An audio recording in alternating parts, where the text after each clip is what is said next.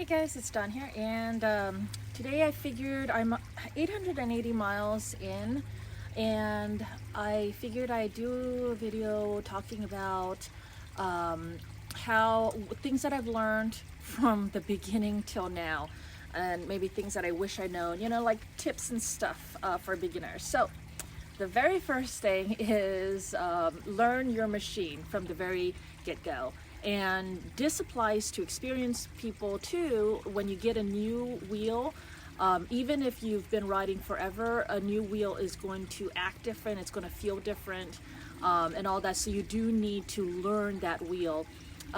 So another thing, even before you get on it, what I like to do is to put it on the stand. And I have a video called I don't know, something about let's talk about cutouts and PWM, where it's something like that, where I put the wheel on the stand so that it's able to free spin, and then I check out the different features, I let it spin up, I control the speed, I modulate the speed by controlling the balance while it's on the wheel, and I check to see when does it beep. Do I need to calibrate the PWM to, things like that? When does it beep? How does it act? And stuff like that. While I'm doing that, I also check to make sure that the wheel is running straight or true. And while it's spinning, it's not doing too much a wobble. Now I know that with EUCs, it seems to be a normal thing that they have a little bit of wobble because we don't really balance their tires and stuff like that. But still, as much wobble that you can get out at the very beginning so that you have a very stable base is a good idea, in my opinion. Now, a lot of times, the tires, you gotta check your tire pressure for sure, because the tire pressure can be all over the place. I've had the tire pressure be really, really low, and I've had the tire be really, really high. So check the tire pressure, and while you're spinning it, you can see if it's true. If it's too wobbly while it's spinning, then it could be because the bead isn't set properly, and then you got to reset the bead. And that isn't too hard. You can try soaping it all up, taking out all of the pressure all the air in the tire, and pressing in, and then filling it all up with air, like a lot, maybe like 50 psi or maybe a little bit higher, depending, and trying to force those beads into place and then drop it back down to your proper and stuff like that. Sometimes I think people get away with that because if you set your tire pressure up high and you ride it, sometimes just hitting bumps while the tire pressure is high can seat a stubborn bead, and so it could fix itself in that manner. But still, to be aware that you want your tire to run as true and as straight as possible without wobbles from the get-go is a good idea. You want to know when it's going to tilt back, when it's going to cut out, the beeps, when the beeps are. Personally, for me, I just disable all of the beeps and tilt backs, and I just learn when is the last beeps. Those last beeps, the safety beeps and the low battery beeps, you can't turn that off in the app. Those are hard built into the machine for your safety, and those are the ones that I go by. But learning, like, at what speeds can I expect it to happen. So if it is if it starts beeping, or if it cuts out at 50 miles an hour, if it cuts out at like 30 miles an hour, then you know that then you know that you can probably go maybe 40 miles an hour with your weight, and then of course it all depends on your weight and all that stuff, and the terrain if you're going uphill and all that. But at least get a feel for how your machine is going to work. Look into gear. Gear has saved me in motorcycling, in horseback riding, in everything. Gear saves you. It's common sense. My skin rubbing on asphalt's going to win. It's going to take off all of my skin. If I have a piece of plastic in between that, it's going to help. It's that's a no-brainer. How much gear you choose, that's totally your choice, but at least wear something, because absolutely 100% your skin is going to lose against asphalt. But I'm not a gear Nazi and stuff. I mean, I sometimes go without gear if I'm just doing around the block with slow stuff anyway. So, but it's your choice. At least make a informed, conscious decision about gear. Let's see. All of my videos that I've made so far, I still stand behind all of them. I'm trying to think back, and I think everything that I've said has come true. Like my Liat 6.5 review and stuff, where I talk about that. All of that data, it came true. Like I landed on my chest, and I did want a chest protector, and I did hit my side and stuff like that. So all of that has come to be, and all of my videos so far has been right on the mark. Even the oh, something to add about the tether. I still use a tether. I don't use a tether with my daughter because she's only she started learning at like 7 years old. She's 8 now. But she's, I don't know, 40 some pounds, and the MCM, I don't know, how much does that weigh? Like 20 some pounds? So I could put a tether on, you know, the two of them, but it, you know, you always have to weigh pros and cons. And with her, I feel like, you know what, just let the wheel get destroyed. But for me, you know, on my wheel, then I'm like, no, I think I can handle that. And what I've noticed time and time again, and you watch and see if you've noticed this too, in EUC crashes, it seems like the person stops first. So the person, you know, you crash, the person stops on the ground, and then the wheel keeps boom, boom, boom, boom, boom. So in that case, it seems like if you are stopped, you are essentially safe. It's not too big a deal to grab the tether and help your wheel stop as well, to prevent it just continually, you know, boom, boom, because those are kind of like it's senseless damage that could be, you know. And then if it goes off a cliff, that's definitely like, you know, oh my gosh, that's really bad damage. So I still like my tether. I haven't had any instances where it saved my wheel big time, but lots and lots of little saves that have accumulated to where I'm like, you know, yeah, this is good. Let's see. Okay, so at the very beginning, I made a video about why did I get a EUC, and I talked about the flow and all that, and that is absolutely true. I loved that. I also talked about feeling like you're a superhero, right? Because you don't feel like you're riding on something. It kind of just feels like you are just you, and you're just able to do this. Well, what I didn't know, what I didn't anticipate, no way I could have known, is that this EUC thing has been the worst thing for my anxiety. Because with the motorcycle and with the horseback riding, I could always hide behind the shadow of my motorcycle and my horse. Now, I can't hide behind the shadow of anything. The EUC is too small, and it's under my feet. And so it is literally me feeling like it's me out in the big, scary world. And social anxiety, performance anxiety, just all that, my anxiety has been through the roof with this. So for me, because I'm such a scaredy cat, I don't feel like a superhero. I feel like, oh my gosh, I am so exposed to the world. Especially when I've had that case where that security guard came right in my face and yelled at me while I was riding.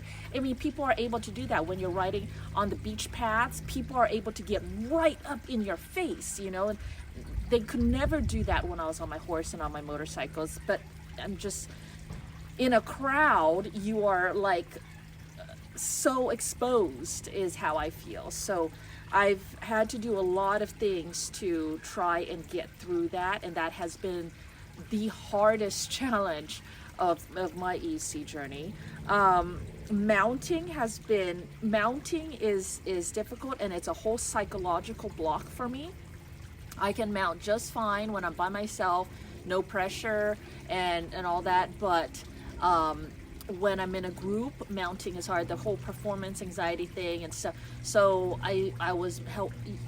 one of my coping mechanisms was a stick. I was using my hiking stick for that. Now I've switched over to just a selfie stick with nothing attached, but it's just a expandable, retractable stick, so that when I feel anxious, then I extend it out and it's a stick for me to hold. But once I get going, I mean, I'm totally fine once I get going. I can squish it back in and tuck it into my hip bag, throw it back in my hip bag, and it's not a big deal. And then my last ride, the Fullerton Loop ride, I noticed that I was holding the extended selfie stick at like stoplights and stuff, but it wasn't even touching the ground, so it wasn't even doing anything, but just psychologically it helped me to just be holding it, and I know that I have it and stuff. So those are just coping mechanisms that I have. Let's see, wobbles are a thing, and when I got comfortable, then I started inducing wobbles so that I could learn. And it's not that hard. Just get what a wobble basically is that your tire is just unbalanced somehow. Oftentimes it'll happen if you're going straight and fast, you hit a bump, you somehow land in an unbalanced manner, and the wheel's trying to get its balance again, so it's wobbling and stuff like that. Your tire pressure can play a role in it. Too low or too high of a tire pressure can do it. The ground surface, if it's uneven ground surface, can do it. Anything that throws things off balance. So what I do is wobbles are fed by energy. They run off of energy. That's its whole power source. So if you can slow down safely, you take away that energy, you take away the wobble. What I do is do whatever I need to do to recenter myself and slow down. And you'll see me do this in my ride videos. I do these little brake checks where I just do a little bit, or I reset how my legs are pressed up against the wheel and stuff like that. So just center, rebalance, regroup, slow down. Don't slam on the brakes. Slow down smoothly. Go with the wobbles. Don't try to fight the wobbles, because your body will learn how to deal with the wobbles. Your body needs to be dealt with your little muscles that act reactively and quickly and without you thinking. Because by the time you think and you send that signal back to do a motor movement that is conscious motor movement, it's too slow. That is not going to. So it has to be your own body doing it subconsciously. But it can be done, so it's not too big a deal. But yeah, I'll do something that'll make a wobble. I'll hang out in those wobbles and feel it and learn it and let my body learn the wobbles and how to stop it, how to induce it, stuff like that, to practice. Let's see. Slime armadillos is good. I have it in both my wheels now, not the MCM5s, so the RSHT and the Max, I have them, and that's been great. Unbalanced weight load, not an issue with me now, and the better I get, the more of an unbalanced weight load I can have. So you know how I was putting my water bottle here, my hip bag here, and my weight load is unbalanced. It doesn't seem to matter. I do have to still watch if I just remember any force or any motion in one direction will have an equal and opposite effect the other direction. So if you do something, if you push off here, expect that pushback here and how it will affect the wheel. Let's see. I talked about how I thought it would fix my old injuries and pains, and it has. So with motorcycling, my body built up muscles around that. With horseback riding, whole nother set of muscles. With EUC, a whole nother set of muscles. All of these muscles working together now are fixing my old injury pains. These pains that have been going on for years and years and years, and I thought nothing could fix it. And adding this EUC, and you think about these balance core muscles, they do that. Calisthenics, all that. So it is definitely helping, and it's good. the other body pains, feet, knee, lower back, those are all getting better and not a big deal. Wind used to be a huge deal for me. Not a big deal anymore. I haven't even thought about wind. The Sherman Max is way better at dealing with wind than the RSHT, probably because of weight instability and low center of gravity. But, you know, still, wind is not an issue. A lot of the things that were issues at the beginning for me are no longer issues, and they just melt away. I'm not a big believer of like bashing my head over and over again on something that is hard. Instead, if something is too hard, I will just back off, do what's easy, get better at what's easy, find little quirks about, you know, the easy stuff that is still a little challenging, and then go back to the hard stuff. And then usually by then, that hard thing, that wall is no longer a wall. I think I'm getting eaten by mosquitoes right now. Oh my gosh.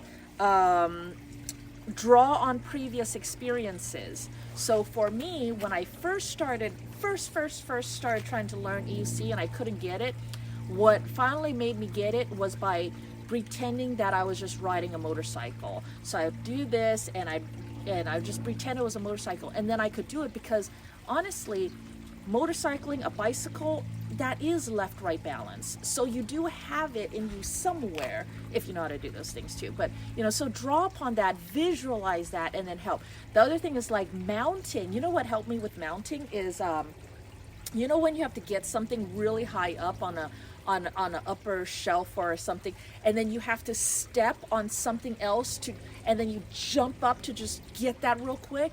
That is what I visualized for mounting when I was first trying to mount, is basically being able to step up onto one foot and balance while teeter-tottering and not putting the other foot down on anything, and just reaching up and grabbing that. And that was the visualization that helped me there. Let's see. So, so I worked on, you know, learning how to ride. Then I worked on long distance riding because I just needed miles under my belt. I just needed experience and time on the wheel to get comfortable. And then I went back to dirt. So my last ride was the Fullerton Loop. Then I went back to dirt riding, and dirt riding is so much easier now because, you know, now I have more miles and experience under my belt, and so the dirt is like not a big deal. So, and then I did the drop, my first drop, and that wasn't a big deal. Well, the hard part, it was getting up to the top, looking down, and it was really steep, and I had a very narrow path, and then going down that path and then dropping down. But the actual drop itself wasn't that bad, and looking back at the video, it looks like I can handle more, and that was with the RSHT. It looks like I could, because I didn't know how much force would happen, and my body absorbs that shock. My body and the tire will absorb the shock. So, but looking back at the video, I had a lot more suspension in me and the tire. So yeah, so that was good. But the steep stuff going down is very scary to me, and I think it's because it's triggering my fear of heights. And it's stuff that I wouldn't even do just standing on ground. And I've never done a lot of dirt biking or mountain biking or anything that does like steep stuff because I'm afraid of heights. But I think what I need to do is focus on just the ground in front of me and not look at, you know how they say don't look down if you're afraid of height. I think that's my problem. I'm looking down at the huge steep thing and thinking that I'm just going to not be able to brake, not be able to stop. I'm just going to skid out of control, or I'm just going to face plant, because how am I supposed to, you know, stay upright when I'm going like vertically down, you know, straight down, and all this stuff. But what I need to do is the trick that I do to go steep up, which is just focus on the ground in front of me, one baby step at a time, and I think I'll be able to do that. So the things I still need to learn: night riding, which I got a fast night ride on Saturday, more dirt stuff, and then more on seated and the transitions. And one thing that helped me with seated was visualizing that I'm swimming. Because, okay, so I'm sitting, and to get started, I just have one foot up on the pedal, the other foot pushes off, and then I just lean forward immediately just to get that forward momentum going, right? And I'm just like, okay, I'm going straight, and then that's fine. And then to turn, literally going like this makes me go this way. And it's so weird because it feels like I'm swimming. So if I want to turn, if I do this, I feel like I'm in water. Like I can feel me pushing the air and me going that way and stuff. And it's so weird. And then once I got that, then now I'm able to do it without hands, without my hands actually doing it. But I was playing around with it and I was like, this feels just like swimming. And then for stopping, you know, just recline back, and I'm not even good at that, so I can't, but I can do it if it's slow enough speeds. But and then the transitions from seated to standing and standing to seated, I'm still working on all that. But anyways, I'm out of time, so hope that helps. And thanks for watching, and I'll talk to you guys later. Bye.